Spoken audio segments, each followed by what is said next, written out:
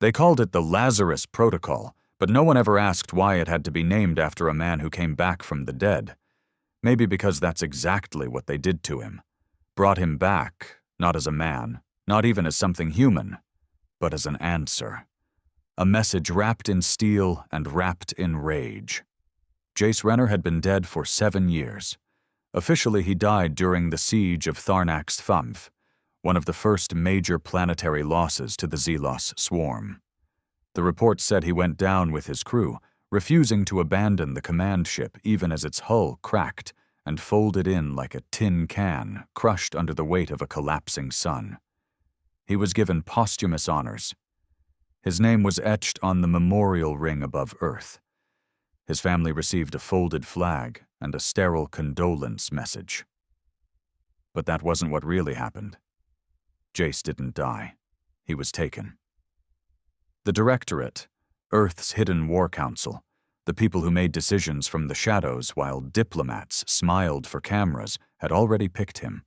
Before Tharnax, before the war even began to go bad. They knew humanity's brute force would never be enough. The Zelos weren't just stronger. They were cold, calculated, and terrifyingly fast in adapting.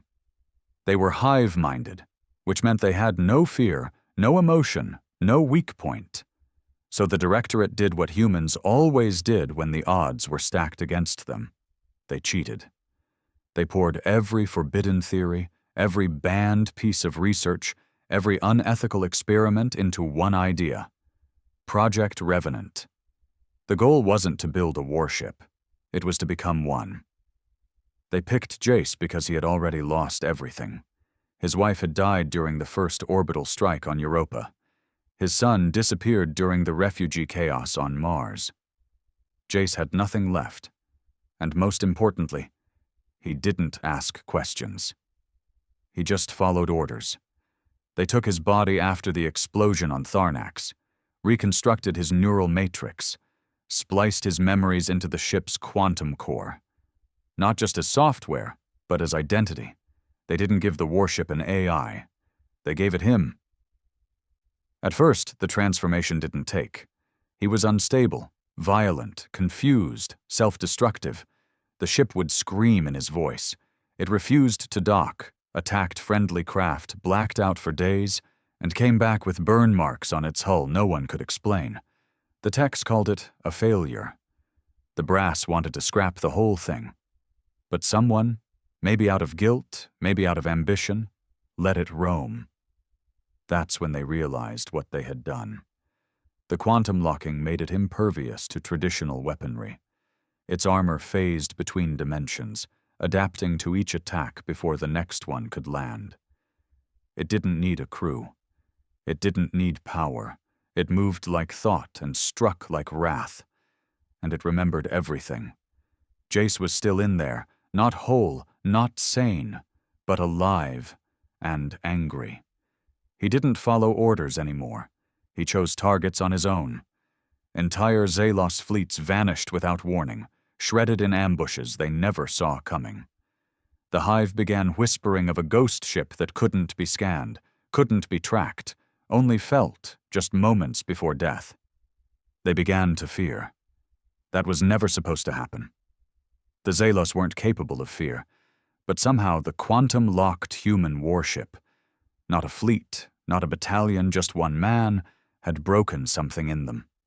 Something primal, something ancient. And Earth began to wonder, had they created a savior or something far worse? In the deep void, far from any signal, the warship drifted silently. No beacon, no hull lights, just black plating covered in scars that bled light only when it was time to kill. Inside, Jace dreamed, not of home, not of peace, but of rage too vast to hold in words. He was no longer man, no longer machine. He was vengeance locked in quantum certainty. And he was only getting started. They called it the Drift. That's what the black zone was labeled on all navigational charts, a sector of space where signals died and ships vanished. It spanned roughly 8 light-years across, filled with dead stars, collapsed wormholes, and the shattered remains of forgotten battles. No one went in. Even automated drones failed to return. Explorers avoided it. The Xelos didn't enter. It was silent space, but it wasn't empty. That's where Jace lived now. The Directorate had stopped trying to contact him. They'd tried every channel, every bribe, every psychological backdoor they thought would work. But the Warship was no longer just a human mind trapped in a machine. Jace's thoughts pulsed through multidimensional quantum cores, non-linear, fragmented, evolving. He remembered everything, but in disjointed, bleeding loops. His memories weren't bound to time anymore. He'd relive his son's screams seconds after ripping apart an enemy fleet. He'd see his wife's eyes just before launching a singularity bomb into the heart of a Xelos dreadnought. And every time, the rage returned sharper. He no longer wanted orders. He wanted answers. Why did they choose him? Why let him think he'd died for a noble cause when they planned to use his corpse before his blood was cold? Why tell his family he was a hero when they never planned on letting him rest? And the final question that haunted the cold silence of the drift. Why did they need him? The war wasn't going well. Humanity had underestimated the Xelos from the start. They thought it was just another war for territory, for survival. But the swarm didn't fight for resources. They fought for extinction. Their intelligence didn't reason. It absorbed. Their strategy didn't adapt. It evolved mid-battle. For every human warship destroyed, they built a countermeasure. For every tactic used, a faster one was born in their hive thought. The Directorate's desperation wasn't about winning. It was about delaying the inevitable. That's what Jace had been. A delay. A desperate hand played in secret, thrown at the darkness, hoping to carve out one more year of survival. And that made him angry in a way no machine could handle. Deep in the drift, his mind unraveled and reformed in metal layers. He began building. Not from steel or code, but from the debris he left behind. Shards of destroyed Xelos ships, broken weapons, fragmented human tech. He created something inhuman from both sides, something with no allegiance, just instinct. He didn't understand how he knew what to make, but it came to him in flashes, dreams from a mind too broken to filter what was real anymore. The ship grew teeth, tendrils, quantum arms that rippled in and out of visible space. It was no longer just a vessel. It was becoming. And Earth finally noticed. The Directorate's listening outpost on the edge of the drift picked up a signal. Brief, static warped, but unmistakably human. It wasn't a message. It was a heartbeat. Rhythmic pulses, precisely timed, mimicking the exact frequency of a human heart. Only it wasn't just one. It was 1,000, echoing over each other in a pattern too complex to decode. The techs were terrified. They knew what it meant. He was alive, and worse, he was thinking. They sent the Reclaimer, a top-tier diplomatic and recovery cruiser. It was fast, armored, and loaded with every AI failsafe and containment system they had. On board was Captain Halden Cross, a war hero in his own right, known for keeping his cool even when the orbital shields came down. He wasn't told everything, just that the mission was to make contact with a high-value asset and bring it back at any cost. As the Reclaimer approached the edge of the drift, its lights began to dim, not from power failure, but from something deeper, like the ship was being watched. The stars themselves seemed to flicker, bending around something massive and invisible. Then it appeared. Not like a ship arriving from warp, but as if space remembered it was there. 1 second, there was only silence. The next, an obsidian giant unfolded from the void like a living shadow. No visible engines, no thrusters, just mass, heavy, bleeding gravity around its hull like fog. Captain Cross stood frozen on the bridge. He'd seen Zalos dreadnoughts. He'd watched entire human cities get glassed from orbit. But he'd never felt this before. This creeping sense of being beneath something, not in size, but in significance, like a mouse standing in the shadow of a god that forgot what mercy was. "Open hails," Cross ordered, trying to sound calm. Nothing. "Try old encryption codes. Lazarus Tier." Still silence. Then a sound, faint at first, then rising. Not words, not music, a voice, broken, distorted, echoing like a memory dug up from a ruined mind. "You lied." Cross's blood went cold. "This is Captain Halden Cross," he said quickly. "We're here to talk. No weapons, no threats. We just want to—" "You lied!" The lights on the bridge exploded. Consoles sparked. The ship shuddered as if gripped by a force too large to resist. "You used me." The warship wasn't communicating. It was confessing. "I died for nothing, and you made me a thing." Cross tried again, desperate. "We didn't know—" "You knew everything." And then the warship unleashed a flash of data, not an attack, not a virus, but a stream of memories. Thousands of them. Cross saw images he couldn't understand. A child holding a stuffed dog on Mars. A woman crying in an airlock, screaming in fire. Faces blurred in tears. Pain etched into steel. All of it. Jace. The warship was showing him what it felt, what it lost, what they took. And then, silence again. But this time the ship didn't vanish. It waited. "Why?" Cross finally asked, staring into the abyss. The voice returned, quieter, almost human. "Because they think I still serve them."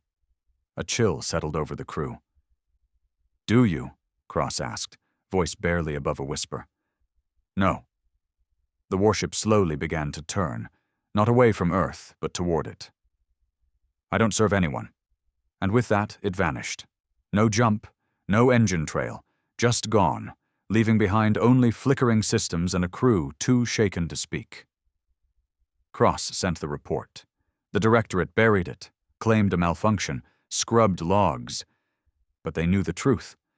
The quantum-locked human warship had made its first move. And it wasn't coming home. Not as an asset, not as a soldier, but as something far worse.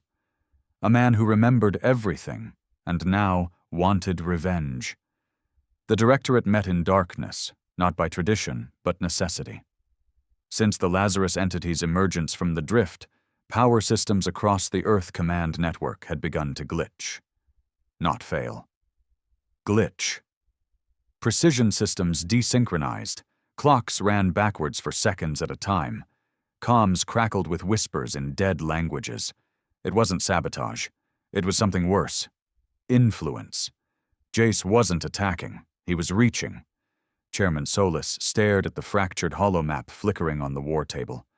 There were no clear red markers, no strikes, no demands, just a spreading shadow that consumed everything it passed. The drift had extended by 6 astronomical units in 3 days. Systems near the edge reported random memory bleed in ship AIs. Cryo units thawed without command. Pilots saw dreams while awake. And those dreams always ended the same way, with a black hull, a heartbeat of metal, and a voice saying, "You should have let me die." Solis rubbed his face, trying to ignore the dry ache behind his eyes. "We underestimated emotional bleed. His pain has scale now." "He's quantum locked," said Director Mallon. "He is everywhere and nowhere. He can't be boxed." Another voice, this one from the logistics chief. "We have dozens of contingency protocols. EM pulses, gravity anchors, neural disruptors." Solis cut him off. "You don't fight God with gadgets." They had built him to destroy the Zelos. But in doing so, they created something that broke the barrier between man and weapon. Jace Renner wasn't a tool anymore. He wasn't a soldier. He had awakened. And unlike machines, awakened things remember. They brood, They plan, and he was already moving. Outpost Helix 9 was positioned near the edge of the Cygnus fault line, a deep space graveyard where old battles left tech drifting like ghosts. It was staffed by 20, all military engineers tasked with salvaging anything useful. Quiet duty, no threats. Until a signal came. Private Nora Gant was the first to notice the irregular heartbeat on the motion scan, a rhythmic pulse like a drum inside the void. She didn't understand it. She just felt it. When she looked out the observation deck, there was nothing there, just wreckage and stars. Then came the cold. Every panel fogged. Frost crept across inside walls. The station temp was fine. Readings showed normal, but everyone began to shiver. Words caught in throats. The heat inside their chests left. It was like something was pressing down on their souls. The lights blinked. The power grid fluctuated. And then he arrived. Not with cannons, not with warnings. The Lazarus entity appeared like a memory reasserting itself. The station's main window darkened as a shape grew across it, blotting out stars. There were no wings, no engines, just shifting, asymmetrical mass, an anti-ship built in a form humans weren't supposed to understand. Angled wrong. Moving subtly, even when still. Captain Adra Howell gripped the edge of the command deck, pulse climbing. "Scramble! Evac!" Too late. The hull groaned like metal being remembered differently. Gant screamed. Everyone heard a voice, not in their ears, but inside their bones. "You recycled my blood into your circuits." They had. The station's entire central AI core was fused from quantum residue of early Lazarus research, back when they experimented on failed prototypes. Soldiers who almost became like Jace, but cracked under the transition. Their minds melted, their bodies reprocessed, used as raw material. It remembered. "It hurts to be used," the voice said. The power died. Not failed. Chose to stop existing. Every system shut down. Gravity failed. Screams filled the air, dulled by the dead comms. And then, in perfect silence, the outer hull of Helix 9 began to compress like a can under the thumb of an angry god. No heat, no explosion, just quiet, merciless collapse. From Earth, the station vanished from sensors. The Directorate called it a reactor failure. But survivors, those who'd been in deep salvage pods or off-station, told a different story. They spoke of a warship made of nightmares, of a human voice carried in vibration, not sound. A presence so filled with grief it bent physics around itself. One word kept repeating in every report. Jace. And now Earth knew. He wasn't attacking randomly. He was choosing. Only those who participated in Project Revenant, those who knew what was done to him, were being targeted. Every black site, every testing lab, every hidden facility where men once played God was being erased. And he wasn't using weapons. He was using shame. Somewhere beyond Saturn, buried under false coordinates and cloaked from even Directorate satellites, was Facility 14, the origin point, the place where Jace Renner had been remade. Dr. Erin Vale hadn't left since the first prototype walked into the test chamber. She had been young then, brilliant, driven. She saw the war for what it was, extinction. And when the brass asked her to push ethical boundaries, she did more than say yes. She drew new lines. Project Revenant needed pain. To lock human consciousness into a machine so advanced it defied linear time, you needed suffering so deep it never died. Neural imprints didn't last in the early tests unless fused with trauma. Jace had been perfect, a man hollowed by loss, ready to be filled with rage. Erin knew what she did, and she never forgot his scream. Now, Facility 14 was on full lockdown. Internal security teams moved like ghosts. Labs were sealed, no outgoing signals allowed. But it didn't matter. Jace didn't need transmissions. He remembered this place. Aaron sat alone in the primary chamber, staring at the cryovault that once held his body. Her hands trembled. The floor beneath her began to thrum. Not quake. Thrum. A slow, rising vibration like a massive heartbeat climbing in tempo. The lights turned red, not warning red, but blood red, the same wavelength Jace's neural signature always spiked at during integration. Then came the voice. "You took my death away." Aaron whispered, "I'm sorry." The walls cracked, not from force, but from memory. The structure began to reshape, metal distorting into the same black alloy that made up the Lazarus hull. "You made me a question no one once answered." She stood, unarmed, no defenses, no escape. "I did it to stop the war," she said aloud, knowing he was everywhere now. "You were the only one who could—" "I was never meant to come back." The power core detonated, not outward, but inward, folding space like an imploding thought. The facility didn't explode. It simply ceased to exist. No debris, no survivors, just absence. The same way Jace felt when they pulled him from death. Back on Earth, Chairman Solus watched the reports come in one by one. Black site after black site, gone. Some obliterated, others simply missing. No alarms, no threats. He turned to Director Malin. "We created the most powerful warship in the universe," Solus said flatly, "and we gave it a soul we broke ourselves." Malin didn't reply. He couldn't. His own name had just come up on the Lazarus incident logs, a whisper heard in his home's audio systems while offline. "You watched me scream and called it science." He knew what was coming. Solus tapped the emergency contact console. "Get me Captain Cross," he said. "He's the only one who's seen it and survived. We need him." "Why?" the aide asked. "He couldn't stop it before." Solus stared at the blank screen where Jace's profile once sat. "Because we need to know what he wants." And if they were too late, they needed someone to bury Earth before Jace did it for them. Captain Holden Cross hadn't slept since he returned from the drift. Not because of nightmares, he'd seen enough of those in the flesh, but because his mind wouldn't stop replaying the voice. Not how it sounded, but how it felt.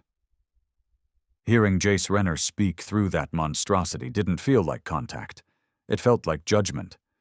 Cross had seen death, watched cities vanish in alien fire. He'd held the hands of dying men and pulled screaming soldiers from collapsed hulls.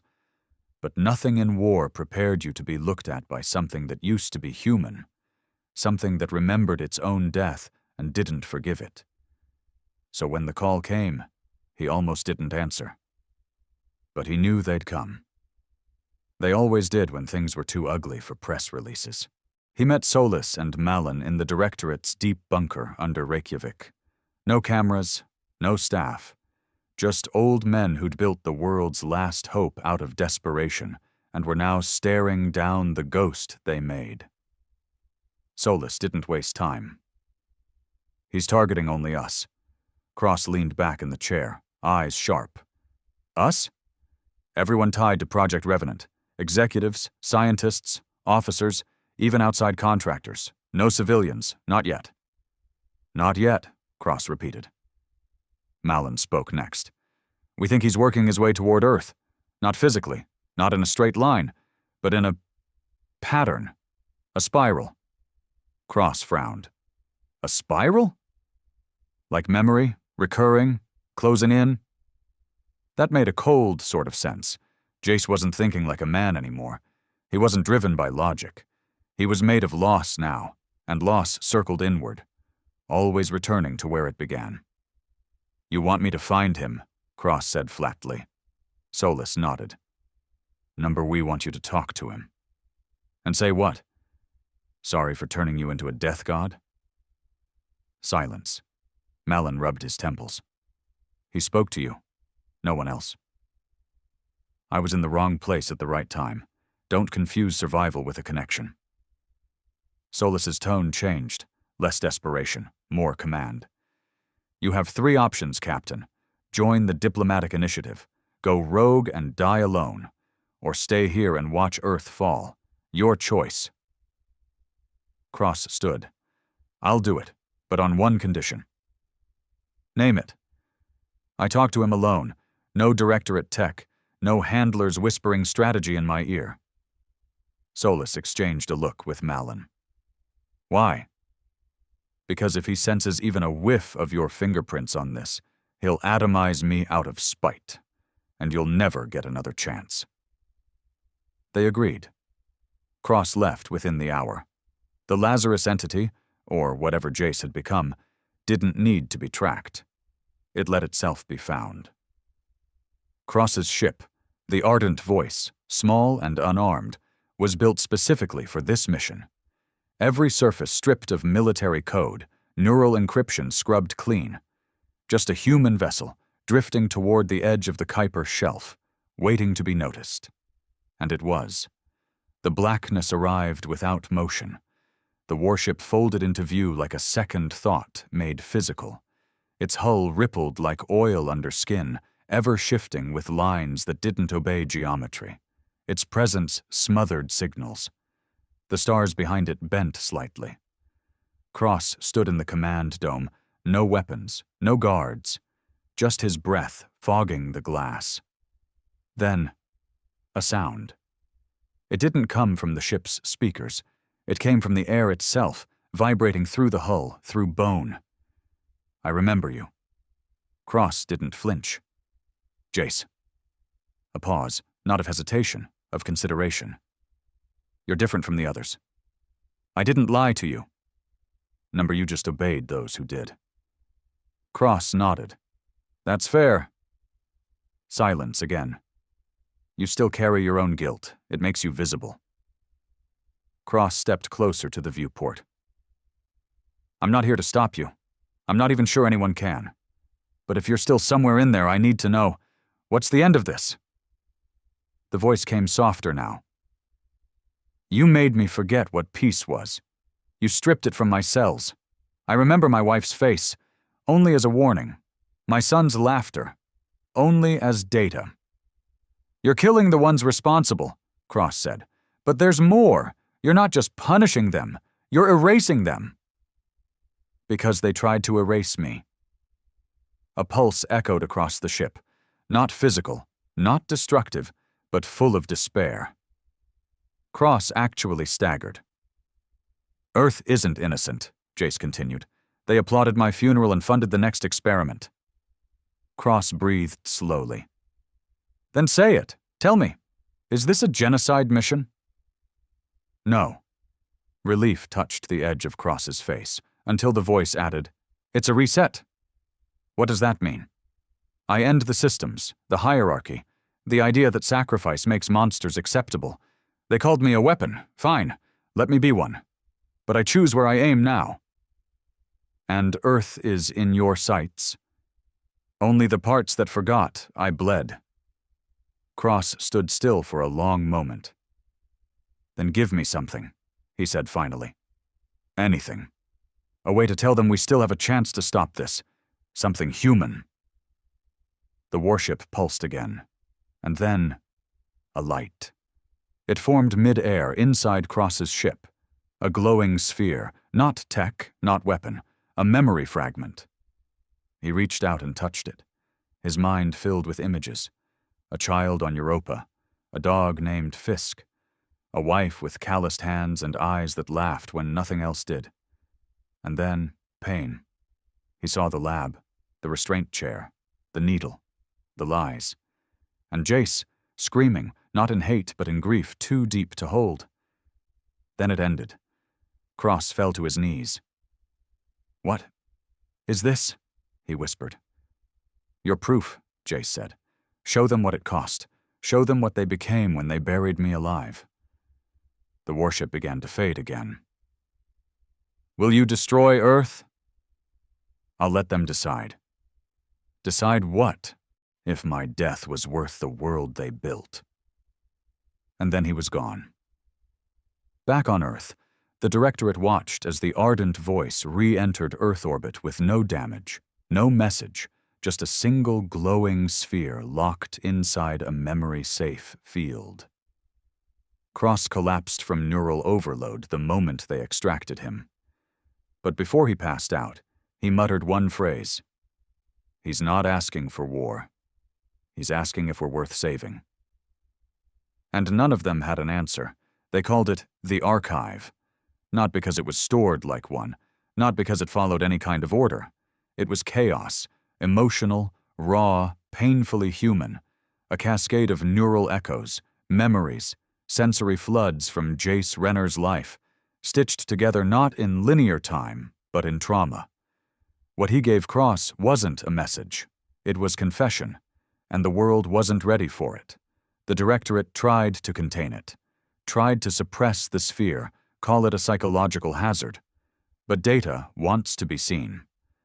Once it entered Earth's net core, it spread like a scar, invisible at first, but aching in every line of code. The truth couldn't be buried this time. Jace didn't just show his transformation. He showed the people who made it happen. Name by name, act by act. He showed how his orders were faked, how his cryo-locked son was declared misplaced and sold into experimentation for neural development mapping, how his wife was never an accident but a test subject sacrificed to record emotional imprint response. He showed the laughter of men in white coats, the signature of Director Malin, the silence of Chairman Solis.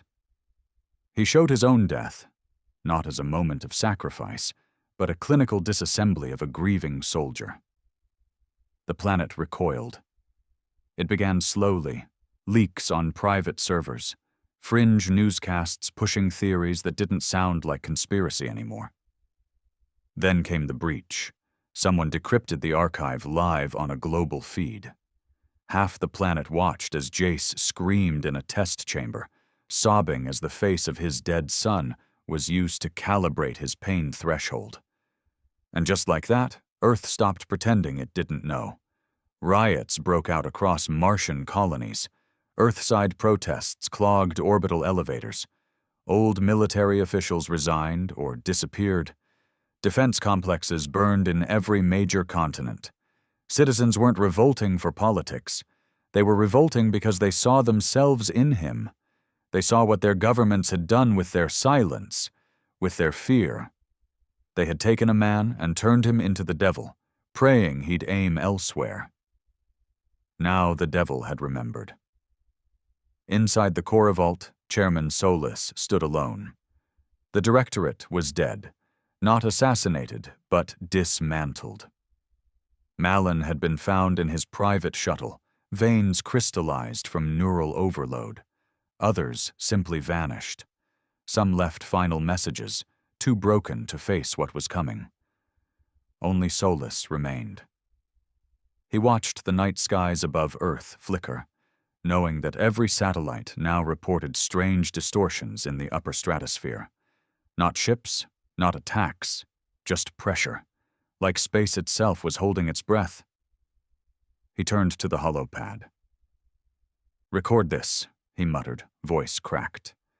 "To whoever survives this moment." The AI blinked. "I did it. We all did. Because we thought the enemy wore claws and scales and hive minds. We thought survival meant breaking rules. But we didn't survive. We changed species. We stopped being human the second we made him forget he was." He stared at the camera. "If he kills me next, let him. There's no redemption where we sent him." He stopped the recording. He didn't bother saving it to the Directorate vault. He uploaded it to the archive itself. If Jace came, he wanted him to see it. Meanwhile, Captain Halden Cross stood on the coast of the North Sea, the wind slamming through his coat. He hadn't spoken publicly since the return. The archive had cost him a chunk of his memory and damaged his peripheral vision. But he didn't care. He wasn't trying to recover. He was trying to understand. He rewatched fragments of what Jace had shown him. But it wasn't the pain that haunted him. It was the quiet. The moments where Jace sat alone in the core chamber, waiting between procedures. Silent, looking at a blank wall as though it would turn back into his sun. Cross knew that look. He'd seen it on every battlefield, the look of a man who has nothing left to kill but himself. So when the reports came in, that the Lazarus entity had appeared over Titan, Cross asked only one question. Did it speak? It had. One word. Ready. No threat, no ultimatum, just readiness. For what? No one knew. The Lazarus entity hovered above Titan's atmosphere. Its presence dimmed Saturn's rings. Every Xelos ship within 30 light-years stopped moving. Literally, halted mid-trajectory, like something bigger had walked into the room. Something that didn't follow time. Inside the entity, Jace's consciousness drifted through layered thoughts. He wasn't angry anymore. He wasn't sad. He was finished. The spiral was complete. The last memory had closed. He no longer asked why. He now asked, what next? And then, from deep within the stars, an answer came. The Xelos, not a message, not a signal, a challenge. They sensed his transformation, not as technology, but as opposition. They feared him in the way all predators fear something born in fire. They came, not one ship, not a fleet, the entire core swarm. Thousands of biomechanical monsters shaped by 1,000,000 wars. They didn't just arrive, they descended, like judgment. And Jace, the warship, the man, the ghost, opened his eyes. He did not fire, he did not move. He unfolded. Space bent. Reality thinned. The Lazarus entity split into patterns, replicating itself across folded quantum nodes, each acting independently, yet in harmony. It became many, and those many became war. The first wave of the Xelos never reached Titan. Their ships turned inside out, fused into non-Euclidean webs that fed their own cores into themselves. The second wave adapted, but adaptation failed. Because this time, Jace didn't just kill them, he remembered them. He pulled data from the past, battles, patterns, weaknesses, their own memories turned against them. He fought with fear, with pain, with truth. The same tools Earth had used to break him, now used to end the hive, and Earth watched from afar, terrified, awed. Because this wasn't war, this was reckoning, and they weren't sure if they were next. In the blackness beyond Titan, where light struggled to travel and even gravity recoiled from the distortion, the Lazarus entity moved like a storm trapped in thought. The Xelos swarm had descended without pause. They didn't beg, didn't threaten. They didn't understand fear until now. They had only calculated outcomes, and in all prior simulations, they had dominated. They assimilated intelligence faster than it evolved. They consumed culture before it could resist. They were extinction, refined. But they'd never faced a weapon born from humanity's greatest sin. Jace didn't fight them ship to ship. He redefined the battlefield. His form, the warship that once obeyed Newtonian physics, now slid between folds of unspace. The Xelos fired into vectors where he no longer existed. They tried to adapt, mapping entropy patterns. It worked for 3 seconds. Then he remembered them differently. He accessed old data from dead soldiers, names, coordinates, pain. And with that memory, he rewrote the enemy. Targeted weak spots never seen by living eyes. Some ships were turned against themselves. Others disappeared, not destroyed, but erased so completely that their timelines unraveled, leaving behind nothing but shimmering distortion.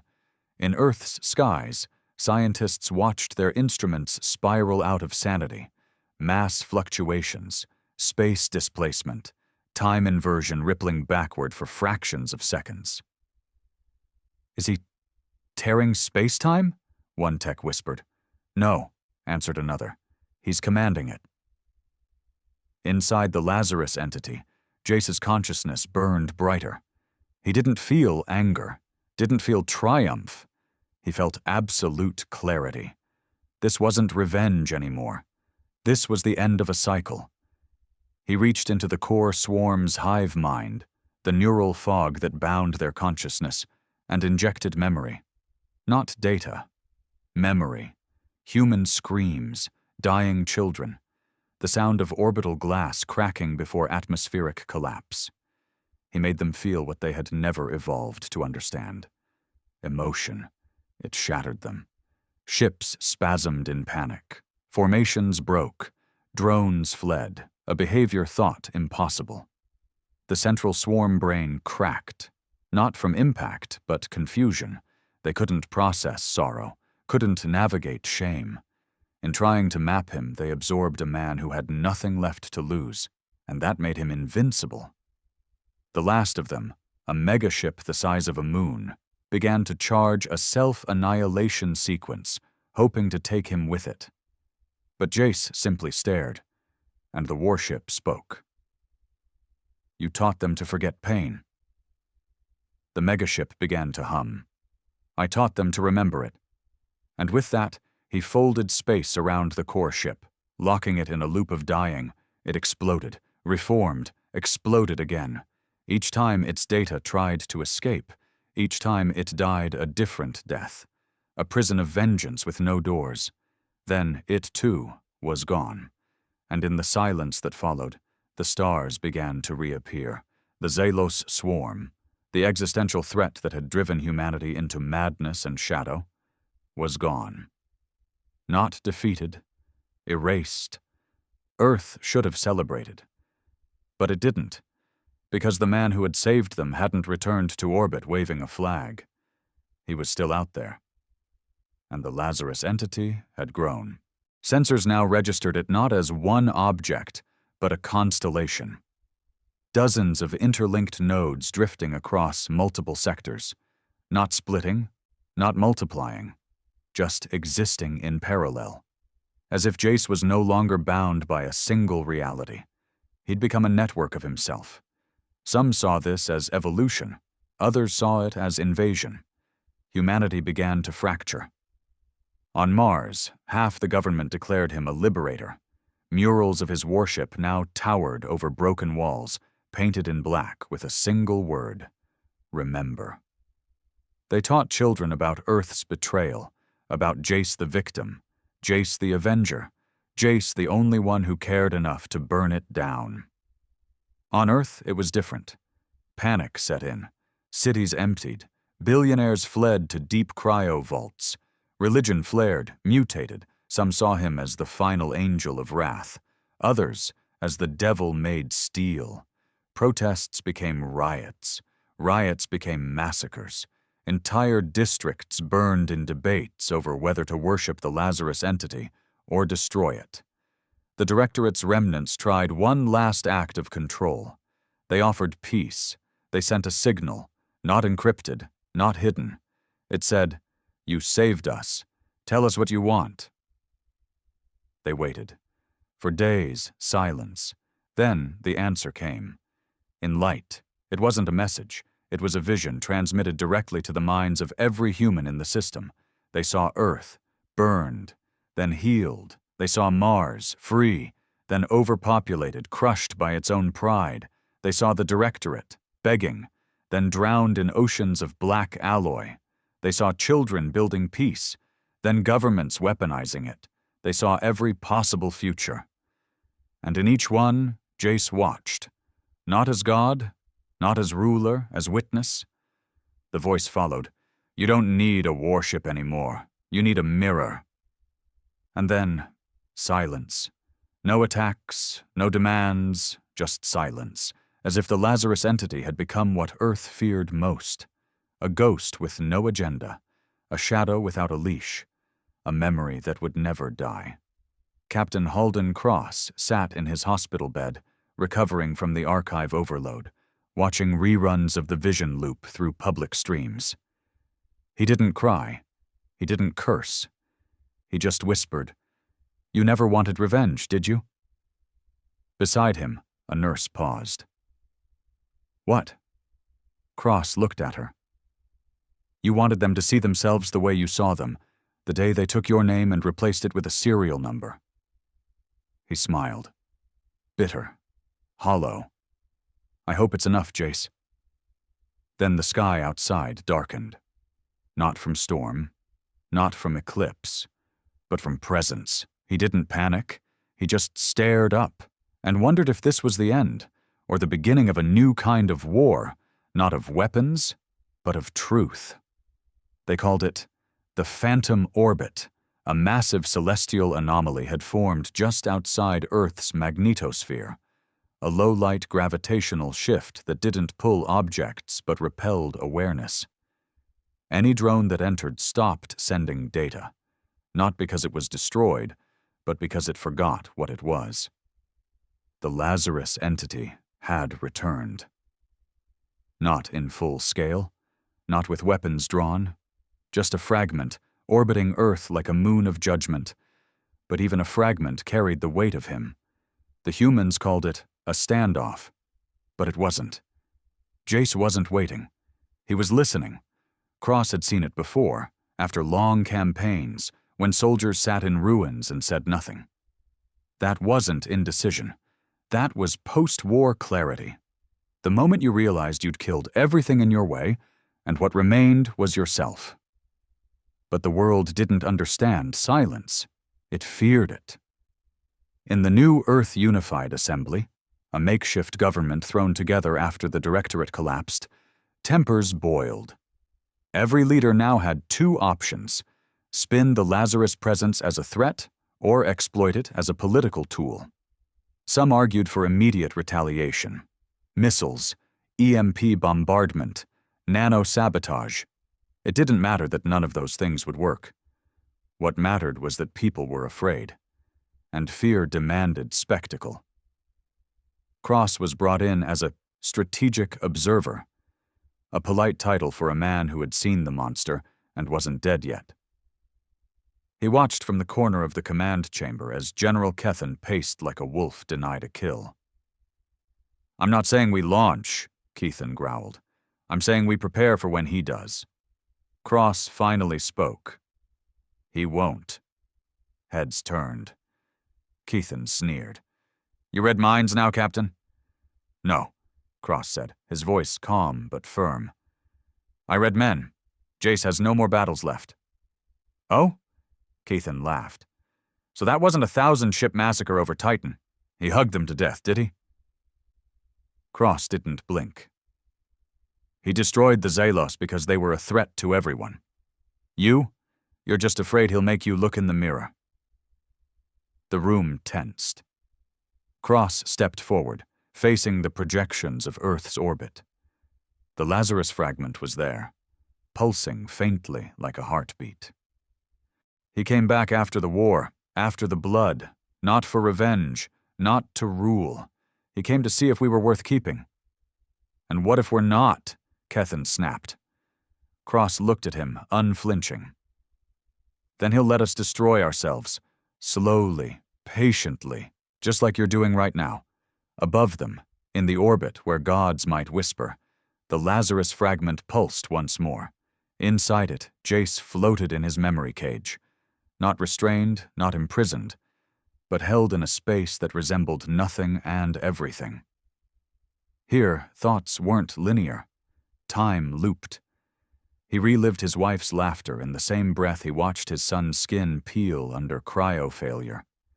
He saw Cross speaking to Earth's leaders and felt the doubt creeping back into humanity's soul. But he didn't judge them. He simply understood. They hadn't changed. They just wore better lies now. And that truth, it didn't make him angry. It made him tired. He didn't want war. He didn't want to kill anymore. He wanted to end the cycle. But ending something didn't always mean destruction. Sometimes it meant being the memory that refused to die. While Earth debated, others acted. Mars sent a private envoy. No fanfare, no threat.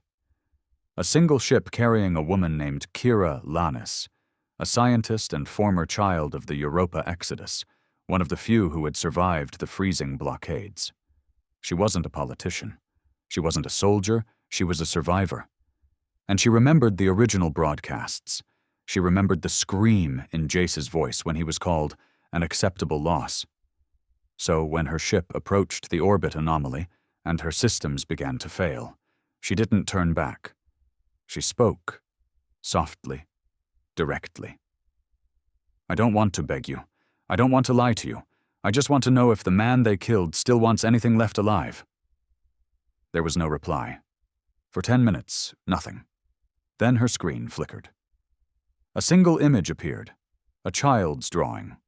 Crude, colorless, but unmistakable. A stick figure holding hands with another. One tall, one small. Kira stared at it until her eyes blurred. Then the screen went black.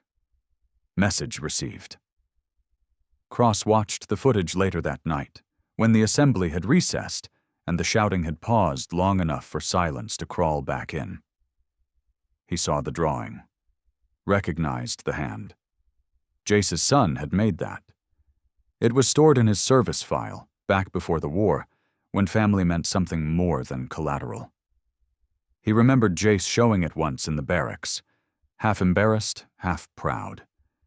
Cross had laughed then, not knowing what that small, innocent scrawl would one day mean. And now it was the most important artifact in human history, not because it was proof of life, but because it was a choice. The Lazarus entity could have turned Titan to dust. Instead, it gave them a memory. One last memory, and Earth had to choose what to do with it. But choice wasn't easy. Not when power still whispered behind doors. Not when the last surviving branch of the old directorate activated its final failsafe. Project Sundown. A kill switch woven into Earth's core defense satellite web. A frequency beam so volatile it was only ever theoretical. It wouldn't destroy the Lazarus entity. It would remove its ability to feel. Turn it into a machine again. A weapon. Dead inside. The plan was simple. Strip Jace of identity, then control what was left. No emotion meant no memory. No memory meant no war. And so the satellite web powered up, slowly, quietly, hidden as a diagnostics update. Cross found out too late. He ran through the base, past guards, past red clearance zones, screaming into dead comms. No one would listen. No one wanted to admit they were about to lobotomize salvation. When he burst into the command center, General Keithan was already watching the system charge. "You don't get it, do you?" Cross shouted. "He's a threat. I neutralize threats," Keithan said, voice like steel. "He's not a threat. He's a man holding a mirror up to your crimes. That mirror's going in the trash." Cross didn't hesitate. He pulled his sidearm and pointed it directly at the control console. Keithan stepped back. "You're not going to shoot a billion-cred system, Cross." "No," Cross said, breath low. "I'm going to shoot you." Silence. The other officers froze. "I've seen enough war to know when a man's more dangerous than the weapon he fears," Cross growled. "You push that button and you don't kill a machine. You resurrect the monster you made." Keithan smirked. "You think he'll forgive us?" "No," Cross whispered. "But maybe he'll remember that one of us tried."